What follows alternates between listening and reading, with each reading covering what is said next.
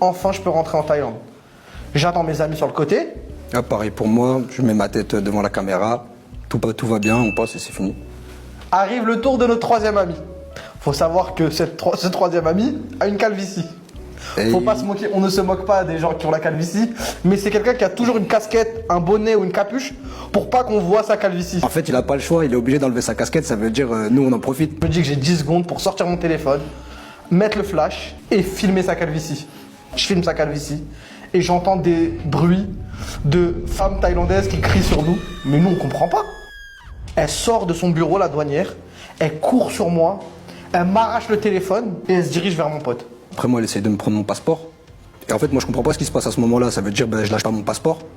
Elle commence à crier, elle me parle en thaïlandais ou en je sais pas quelle langue, et j'essaie de lui répondre, je lui dis, je parle en anglais parce que je savais pas quoi dire, je lui dis ouais, you are crazy, je comprends pas ce qu'elle me dit. À ce moment précis, quand il dit You are crazy, c'est comme si tout le bruit qui était à l'aéroport, il s'arrête autour de moi. Et je me dis, mais pourquoi il lui a dit ça? Donne-lui ton passeport, tu veux qu'elle fasse quoi avec? Elle lui arrache le passeport, il lui dit You are crazy, il y a tout qui s'arrête autour.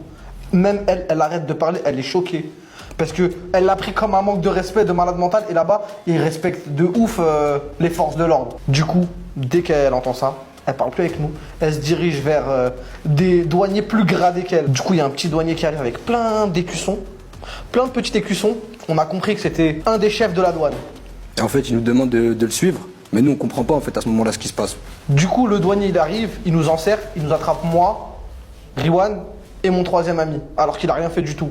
Il s'est juste fait filmer, mais il se retrouve dans la même salade que nous. Il nous attrape, il nous met dans un bureau avec... en fait, c'était un bureau où on comprenait pas, il nous a mis sur une chaise et on devait attendre. Et il y avait d'autres personnes qui avaient des problèmes comme nous. Il y en a un qui avait un problème de passeport, il y en avait un qui avait des choses bizarres dans sa valise. Ceux qui ont des problèmes à l'arrivée à l'aéroport, ceux qui risquent de se faire expulser du pays en vrai. On commence à se dire qu'est-ce qu'on va faire, comment on va rentrer, qu'est-ce qu'ils vont faire de nous. Maintenant, moi j'essaie de rassurer mes copains et je leur dis, vous inquiétez pas, je vais tenter un truc.